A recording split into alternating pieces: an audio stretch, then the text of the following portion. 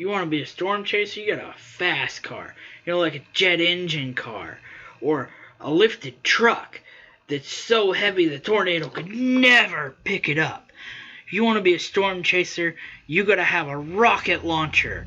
If you want to be a storm chaser, you gotta have a laser blaster on your car.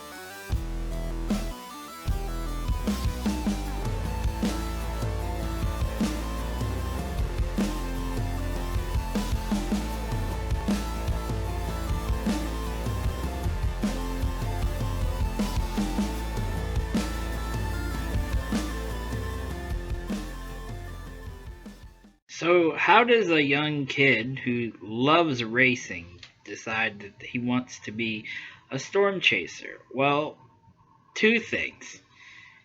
One, the tornado outbreak of May 31st, 1985. My house took a direct hit that day, but that wasn't all.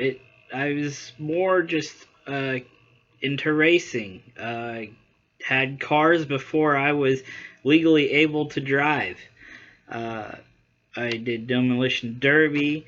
I did rough trucks, burnout contest. If it had a motor, I was into it. I didn't care. I just wanted to have fun with cars.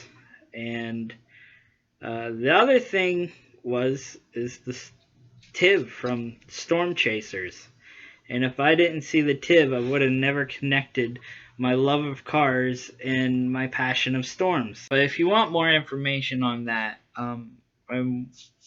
all kinds of cool facts about me, I recently was interviewed, and I will put information on the screen here somewhere to get you to that. What is the best storm chasing car? First, we need to go into my very first storm chase. So the story goes, I was asleep, and this was late at night.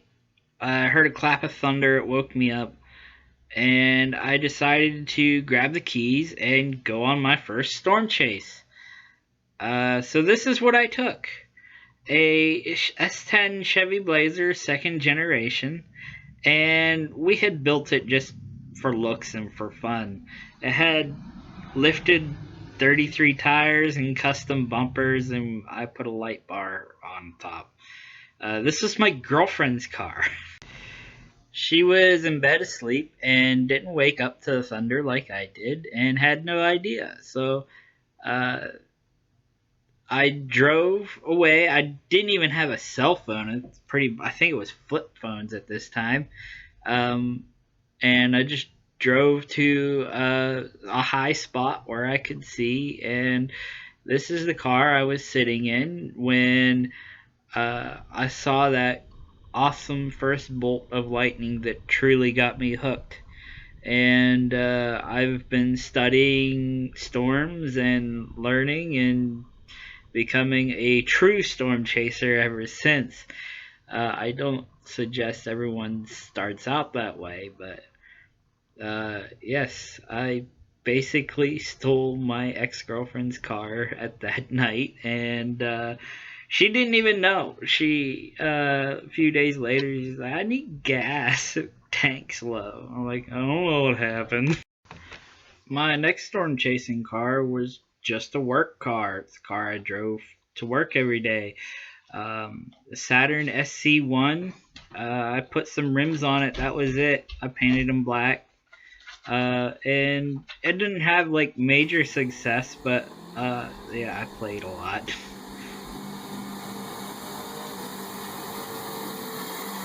About the same time, I also had a Honda Del Sol, nicknamed the Barbie car because everybody says it was the same thing as you put Barbie dolls in. This car actually got pelted by hail once and had some good success. If you watch some of my early videos, you will see it at a forming tornado. I also had a Grand Prix GTP. I can't really find any pictures of it though. It went on some storm chases, but I can't remember any success that it had. But it was sure fun to play with.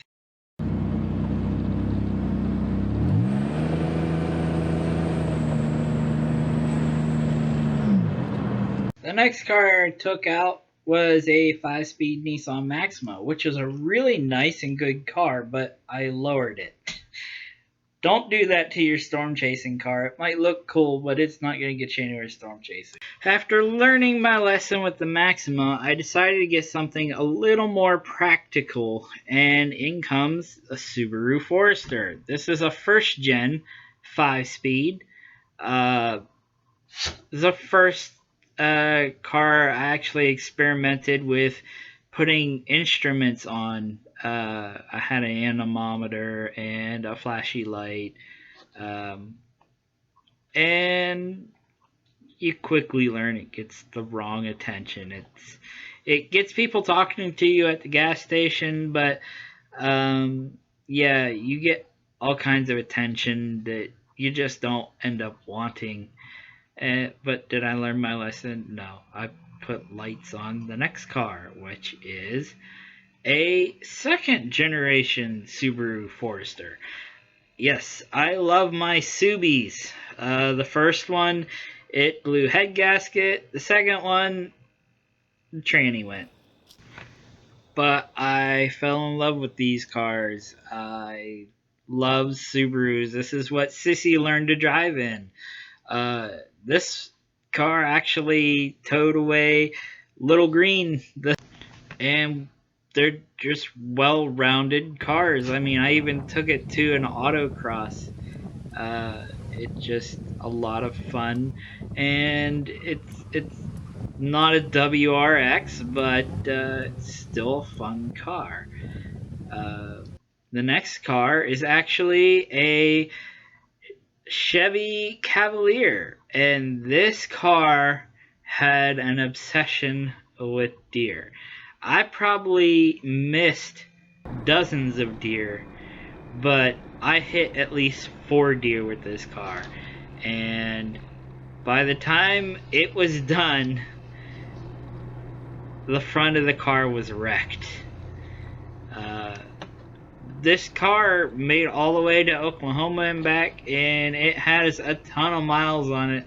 I'm actually tearing it apart right now for another Cavalier I'm putting some of the parts on. But yes, the mighty little blue Cavalier. I can't say anything bad about this car.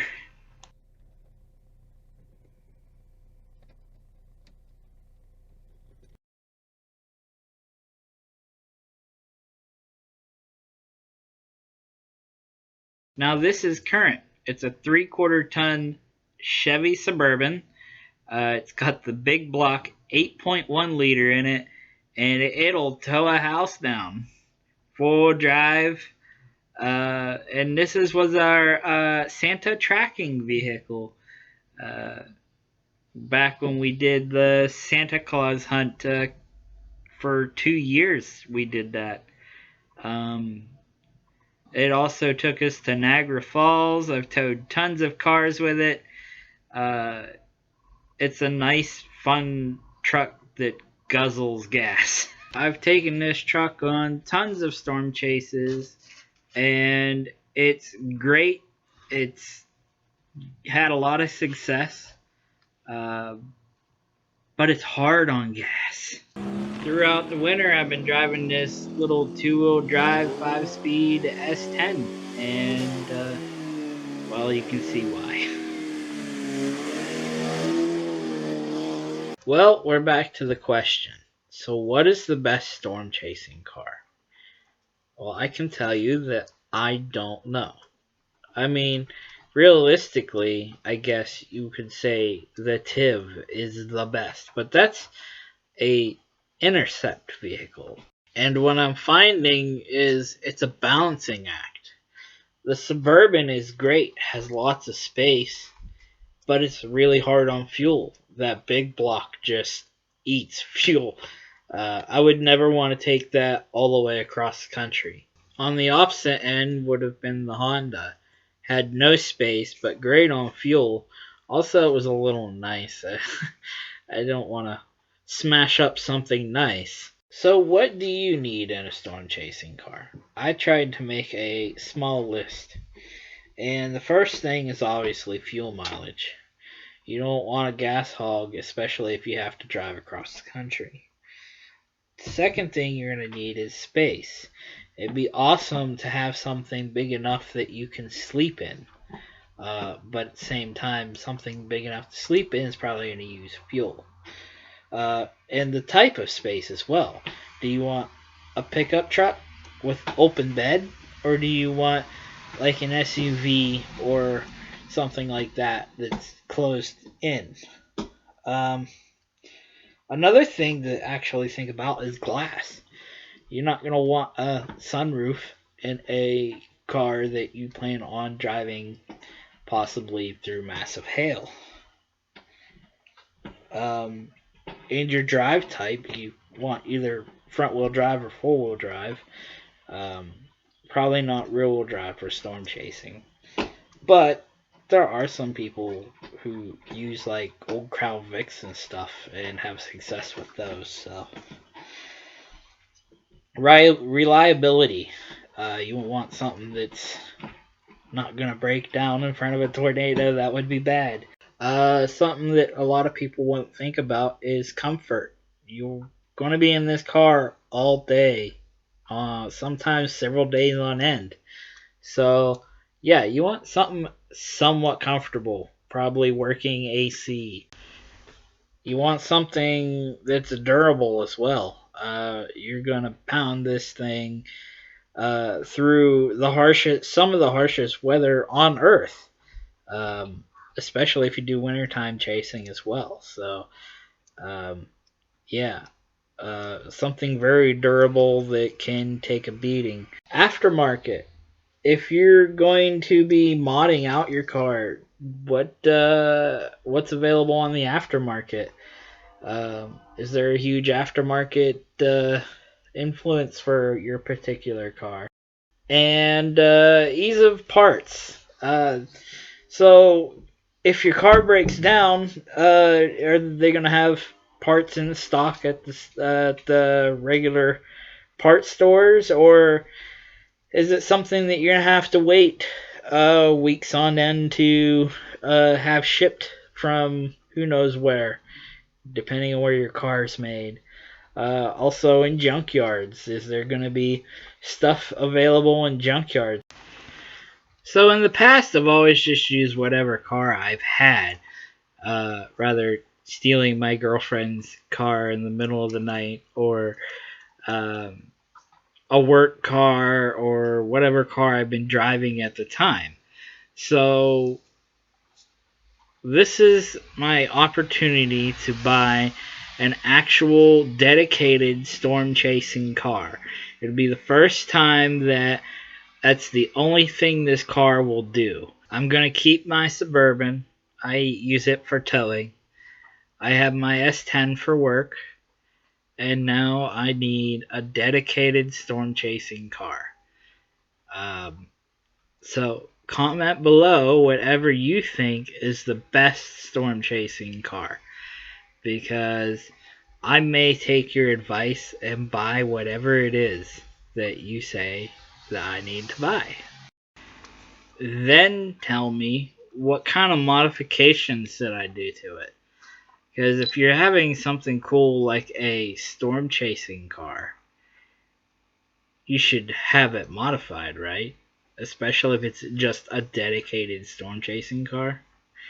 So, should I lift it? Should I leave it stock? Mud tires?